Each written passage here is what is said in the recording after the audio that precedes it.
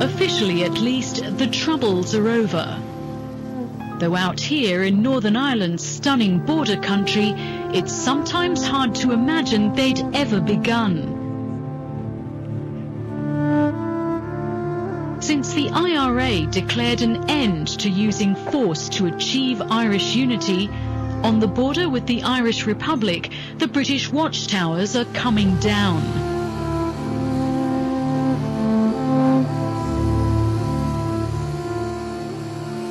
It's a symbolic act of good faith that may be somewhat premature. For here, under the very nose of the British Army, the IRA is still in business, the business of making money. Republican gangs run multi-million-dollar smuggling operations where weapons and explosives are increasingly replaced by contraband cigarettes and petrol. I want to see some of this illegal cross-border trade for myself, so with a hidden camera, I head for Jonesboro.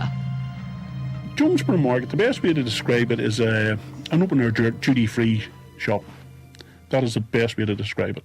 And the IRA runs that market? Absolutely. South Armagh, people along the border, Jonesboro, Dundalk, are bringing the cigarettes in. They are being shipped up to Derry/Londonderry to former prisoners or former Republicans who then use it through their taxi depots.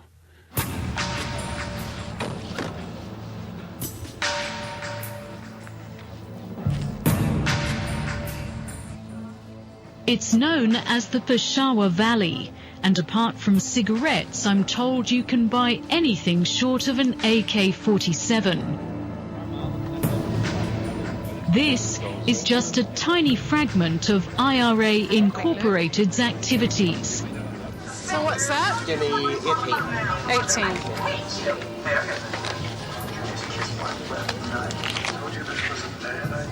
18. So they're all good, and if they're not, I'll come back next week. No problem. Okay, excellent. Not going to be going anywhere.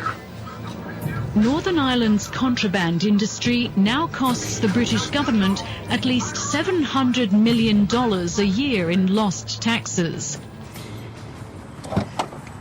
These are some of the illegal goods on offer at Jonesboro Market. Pirated DVDs, the latest films. This one will cost you about 1/3 of the price of a real one. And smuggled cigarettes from the Philippines. This box costs about half of what a legal box cost. And it doesn't just end up here on the streets of Northern Ireland. You can find them in the back streets of Britain and beyond.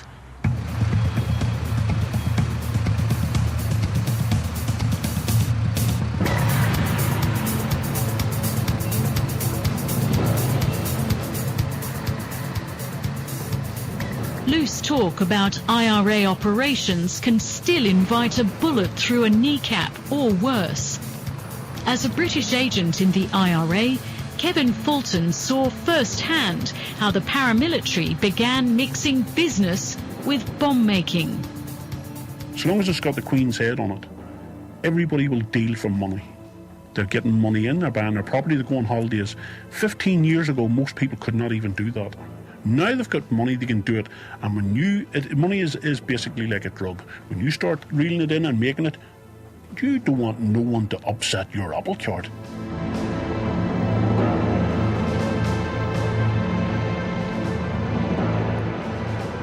The Provisional IRA, like Protestant paramilitaries, has always been involved in criminality as well as raising finance. But with its international reach, the IRA is the biggest and most powerful paramilitary of them all. We visited Northern Ireland before and after the July Peace Initiative, when the IRA announced an end to its armed campaign to expel the British.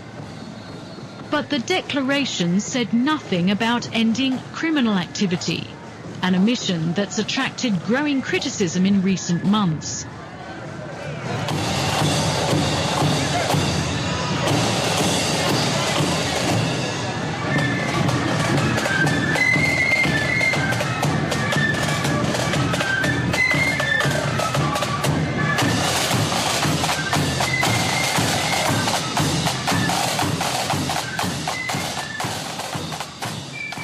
Just a few weeks before the peace initiative was announced, this Protestant Orange Order march went ahead as usual. An annual ritual of confrontation in the streets of Belfast. Officially marking the defeat of the Catholic King James during the Battle of the Boyne 300 years ago, in reality, it's a chance for marchers to drive home the message of Protestant domination and Catholic subordination. Nothing brings out the tensions more in Northern Ireland than the annual marching season. These are loyalists parading down the streets of central Belfast. And what this event shows is that while the war might be over, this divided society is still not at peace with itself. Peaceful protest! Peaceful protest!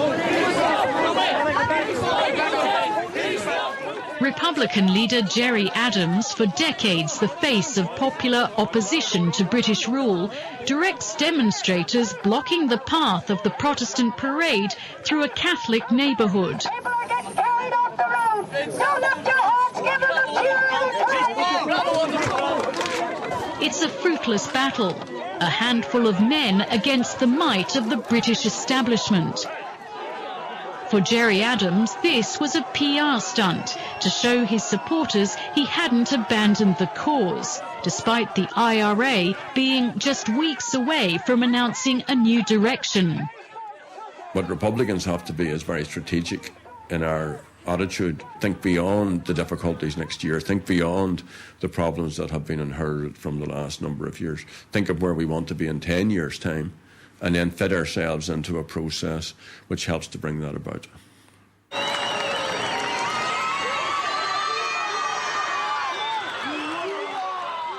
It took police and the military hours to quell the violence.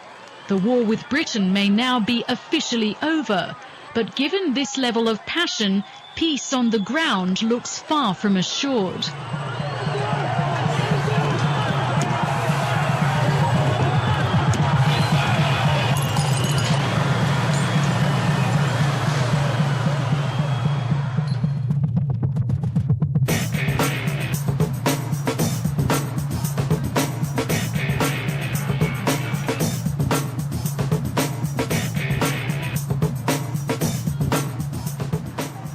Since the Good Friday Peace Accord was forged 7 years ago, Belfast's streets have become visibly wealthy.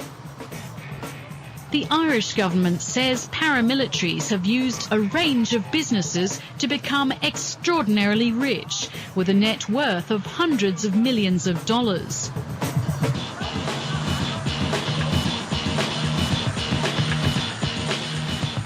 Taking a cue from the Mafia, IRA Inc. has legitimised its operations, establishing companies, buying property, and according to commentator and author Malachy O'Doherty, laundering money through high-turnover business. Word on the street is that the IRA have bought a lot of restaurants and a lot of bars. And I spoke to an accountant privately about this, and he said, yeah, and you can tell the ones that they have by the accounts, the ones that have got big cash investment and no debt. You'll buy a property, you'll do it up, and you put so much of your dirty money into it, clean it, but then it puts the value of the property up as well. You've got to clean your money. So are these considered legitimate businesses? Well, yes, they are legitimate businesses. There are pubs, basically, where the IRA has put somebody in as the owner of the bar. He runs the bar. He's ostensibly the owner. He's been given the money to buy it, and profits go to the Republican movement. Does criminality have any place in the Republican struggle? No, it doesn't. Does violence have any place in the Republican struggle? No, it doesn't. So, I'm the person who made the appeal to the IRA. So you're saying categorically criminality does not have a part in this at all? I have no doubt that there are former Republicans, as there are former police officers, as there are former members of any organisation who are involved in criminality. I'm sure it's the same in your country. But republicanism, you know, the party which we're building, the base which we are trying to win the support of, is not involved and never will be involved if anything to do with it.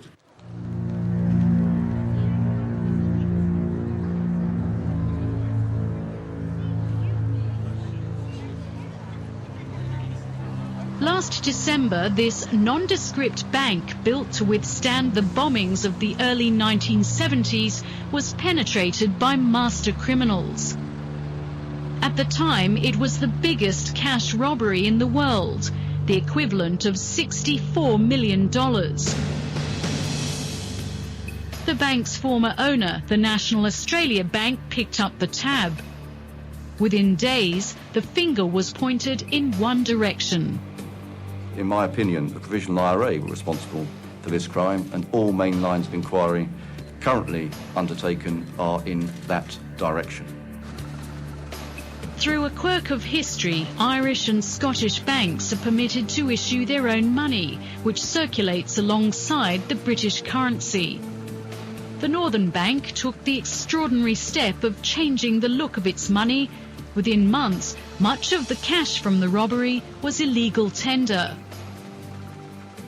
To many, the robbery confirmed the IRA's transformation into a mafia-like organisation. These are really professional criminals, paramilitary, terrorist, whatever, choose your word. But these are people who kill and do not get caught, who rob and do not get caught. They do not leave traces behind. They're extremely sophisticated. The Republicans denied involvement. To your knowledge, was the IRA involved in the Northern Bank robbery? To my knowledge, no. And secondly, there has not been one sliver of evidence produced to substantiate the claim that the IRA was involved. Gerry Adams said there wasn't just... Those familiar with the IRA's internal workings believe otherwise. Bullshit. I mean, there's plenty of evidence that there was connections there, but I suppose getting it for a court of law is a different thing.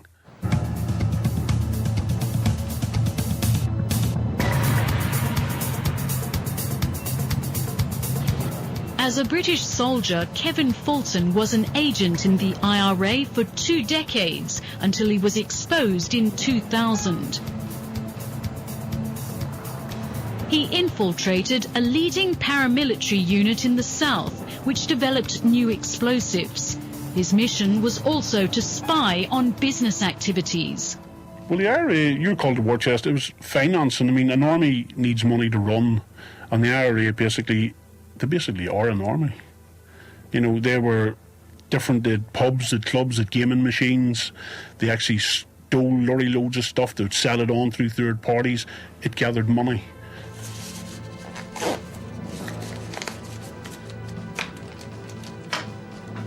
Fulton worked on developing detonators to evade British detection. This one, triggered by a flash of light, is now used by insurgents in Iraq. In my capacity as an agent, I became to get that information. We've got to crack eggs to make it up. He was good at his job, but if a peaceful solution is not found soon, many... In 1992, a device he helped to develop killed a policewoman. Many lives have already been lost. But if a peaceful solution is not found soon, many more will die. And they won't just be in southern Thailand. I would justify what I've done. I don't enjoy it.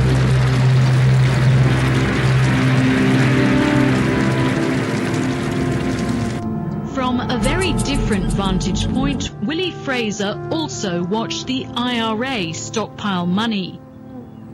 They're now one of the richest terrorist organisations in Europe, if not the world. A Protestant supporter of British rule, he's no stranger to sectarian violence. His father, 2 uncles and 2 cousins were victims of Republican bullets. Now he seeks justice for victims' families by exposing illicit IRA operations. See, people underestimate the capability of these people. They are tied up internationally with every terrorist organisation that is going. They're tied up with Hamas, PLO, FARC, ATA, every terrorist organisation you can name. And they're using each other to move not only cigarette and drink, but also technology. You say there's an army observation post there. Now, if you can see, the cameras have been removed off the top of that. Willie Frazer takes me for a tour of the Republican-dominated border region, South Armagh's underworld. There's a yard up there where they found a stolen slurry tanker. Within its scenic hills and narrow country lanes, the IRA hoards liquid gold. Fuel smuggled from the Republic in the south, or laundered diesel, sold at a profit of up to $1 a litre. And many of these operations are linked to a key man on the IRA's ruling Army Council, the elusive Chief of Staff Thomas Slab Murphy, whose farm sits astride the border of Northern Ireland and the Republic, marked by a red line. Slab is the godfather in South Armagh. He is the Republican movement. Basically, he is behind every scam that is going on in South Armagh. If you're not part of the Republican movement and you're working a scam, you have to pay to him, which in turn goes to the Republican movement, namely the IRA. Named as Britain's leading cigarette and oil smuggler on an underworld rich list, his fortune is estimated at $90 million.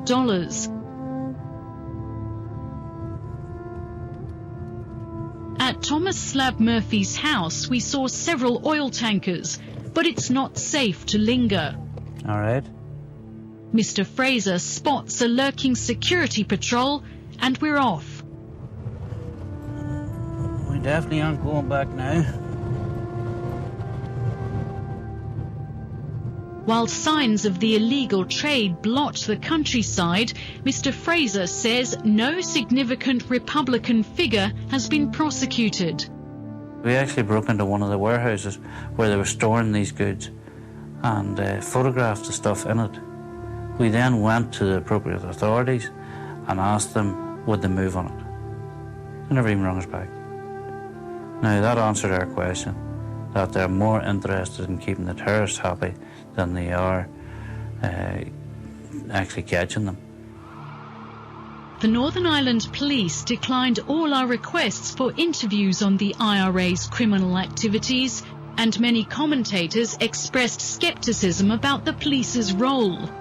The police themselves were covering up for the fact that the IRA were killing people, and they were doing that because they were aware that the political impact of saying the IRA has broken its ceasefire was too great, and they wouldn't take that risk.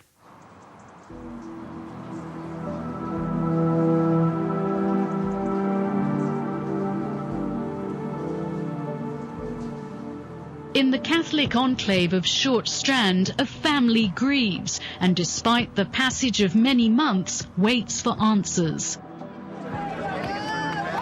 The sisters and partner of Robert McCartney continue a campaign against an organisation they once admired. Robert McCartney was killed after an argument in a Belfast pub earlier this year. His death and his family's campaign for justice garnered support and sympathy from as far away as the White House. Robert hasn't been the first victim of this type of behaviour by IRA members. Just in the past, they've probably been able to cover it up a bit better and have got away with it. 2 men await trial, but the family says it knows of 15 others linked to the IRA or its political wing, Sinn Féin, who were involved in the brawl. McGuinness's bar had been forensically cleaned after the murder, a paramilitary tactic perfected by the IRA. Up to 70 witnesses were cowed into silence. Although Republican leader Gerry Adams tried to limit the public relations damage by inviting the McCartneys to Sinn Féin's annual convention, they remain extremely critical of his role. Well, the family have defined justice as those who killed Robert McCartney being accountable in court. Do you define it differently? No, I support the family. Gerry Adams and his party find it very difficult to articulate the argument for justice. He never suspended any members of his party, I don't think, until April. One of the accused who's in jail now was still a treasurer of Sinn Féin right up until April. You know, so I wouldn't be, when Gerry Adams says, I've done all I can, I would say, well, Gerry, what have you done? Mm-hmm. Just as Gerry Adams for years denied he'd played a leading role in the IRA, he continues to deny its criminal links. Your critics would say that the IRA won't disband because it's become a cash cow for the movement. What do you say to that? Well, that's not true, and I mean, again, I have to sort of advise you on all of this. Can you just answer the question directly? I am answering the question directly. I said that's not true, and then I want to advise you on this. Now, how more direct can I be?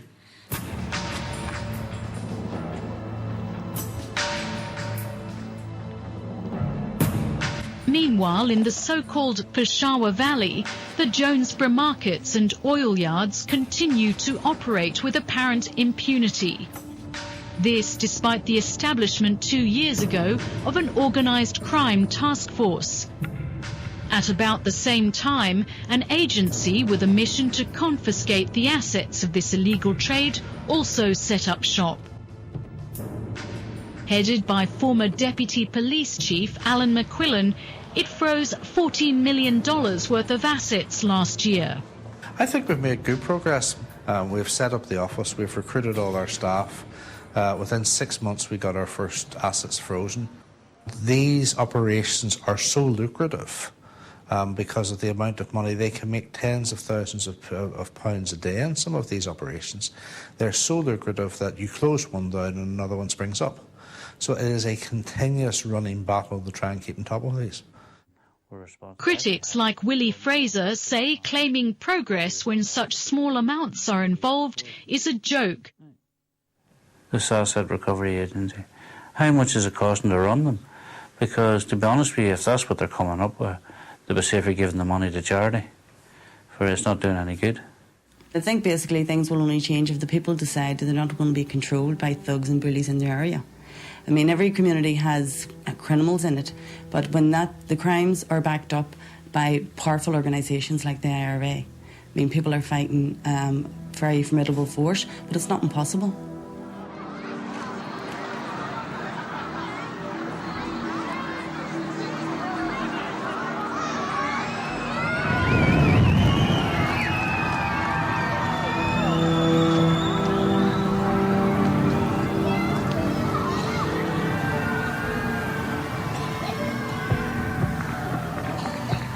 As loyalists light another symbolic bonfire, they're angry over what they believe is an unofficial deal where authority turns a blind eye to Republican criminality in return for the IRA's presence at the negotiating table.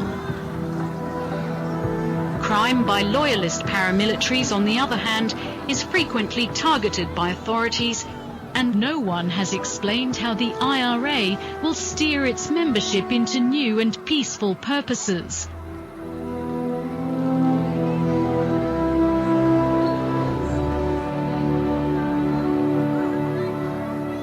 The fear is that a new era of peace will be blighted by organised crime, with those who once fought for a united Ireland now firmly in business as IRA Incorporated.